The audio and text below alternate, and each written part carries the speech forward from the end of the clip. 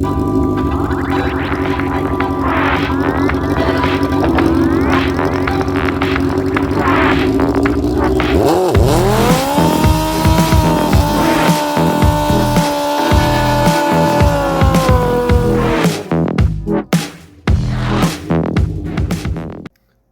guys, and welcome back. So far we've got a bunch of parts ordered and on the way, and we're starting to do our post-race maintenance and an inspection. So part of the post-race is to verify the cam timing hasn't moved. I've already done that. Then you start out by inspecting each of the springs to make sure they're not cracked or broken, and we start running the valve adjustment. Something I noticed while I was running my valve adjustment. So we're going to just use a random feeler because it really doesn't matter what size it is. Alright? When I insert a feeler, damn it, of course I went with 1 2 Here we go. Okay. See how it slides past? That's normal on all of them.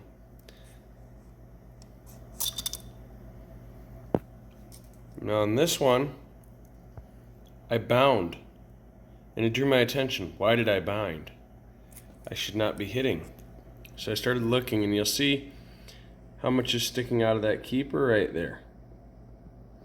And then you look over here at how much is sticking out of this keeper. Focus.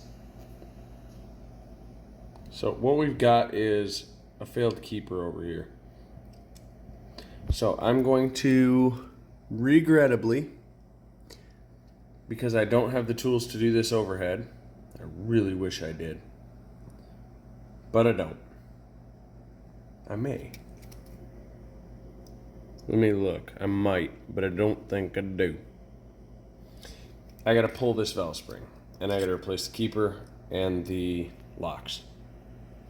So if I don't have the tool to do that overhead, focus. Well, blurry. If I don't have the tool to do that overhead, we're gonna have to go ahead and pull the cylinder head off of this engine and move forward from there. Alright, so now that we've gone through that raw footage, I'm sorry, that's how I talk and go through things. Trying to be more into that again. We have to pull ahead. So the next footage is going to be me running a time lapse. I'm going to set you guys up somewhere probably hereabouts-ish.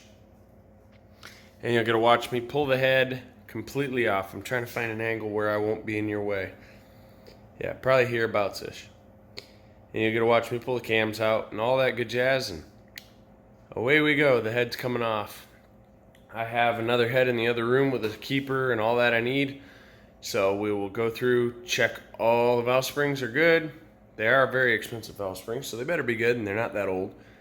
And we'll move onwards and upwards from there. I really would love to upgrade to titanium retainers and go from there, but it isn't going to happen. So that's where we ended up. Odds are pretty good that we probably tapped that valve, so I'll have to check that when we get the head apart. But I'm going to pull that valve and then inspect all the others for installed height. The installed height on that currently is 1.4055 inches, which, hold on a second. Alright, so we have an installed height of 35.59. And all the rest of them are at 34.27, which is where I set them, 34.25 millimeters. So, looks like we're just going to have to do one, but we will recheck them all properly when we're out because it's really hard to get the measurement in the bike. Let's go.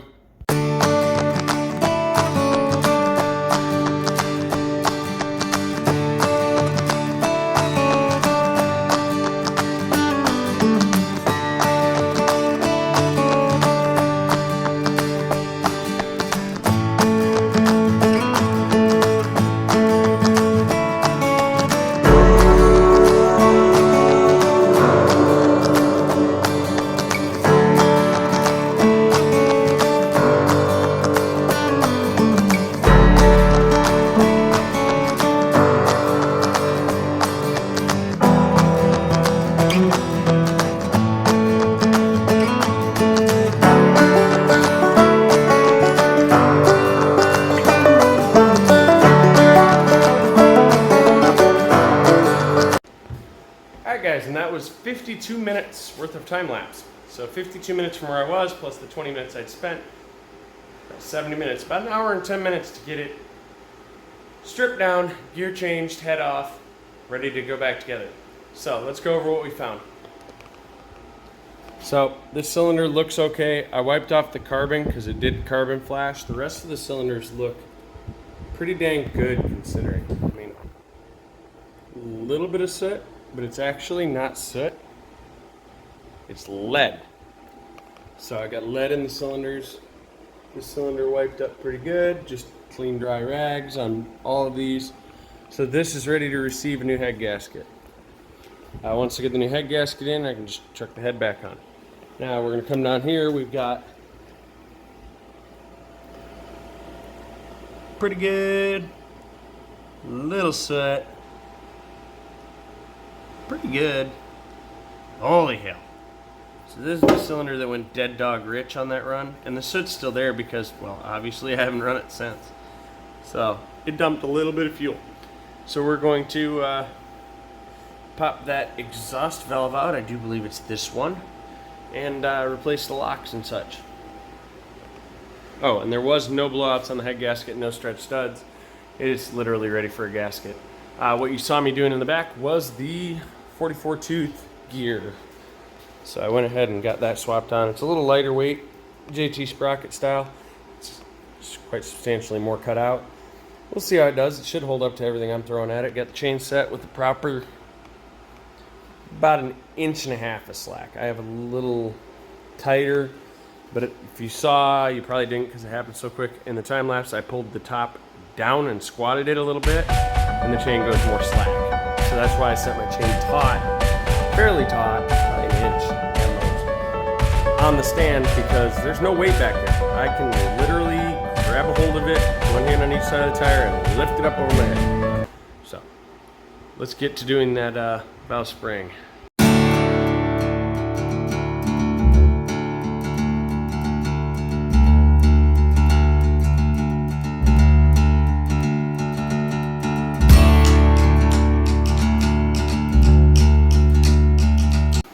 Oh, it's hot. All right.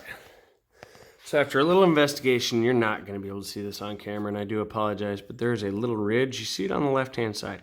Okay, it's hairline razor blade right now. On this one, which has the new, still holding as they sit ones in it, that is a nice rolled edge that fits snug as a bug into that lip. So, upon investigating and going through all this, I've decided that I'm going to pirate this head for all of its locks. And then I'm going to go ahead and go through the race head and pull all of the locks and swap them out for the 9,000 mile engine's locks, because that is a 175,000 mile head. Original locks, original retainers, original valves. All I have done is a 5-angle valve job, a port job, polish the exhaust side, heavy springs. That's it, and shave the head. That's all I've done to that head. It's really not a super serious job, you guys. You've seen what all's been done to it. You know what's going on. You know about the pretty springs and all that fun jazz. But, yep, that's what we got going on. So I'm going to go ahead and pull all these tomorrow. And all of them tomorrow. And I'm going to leave that head. I'm just going to tape the surface off so the valves don't fall out. Throw the valve springs in a bag because I got a bag of freaking springs already. And we'll call it good at that. For now, I'm going to shower, I'm going to eat some food and wait for a head gasket to come in. So, thank you for watching the Ringer 57 YouTube channel, guys. I hope you enjoyed the content, and stick around because Susie Q will be going back to the track. She'll be just as strong as ever, hopefully geared a little better, and we can get out of the hole a little bit stronger. Yee yee.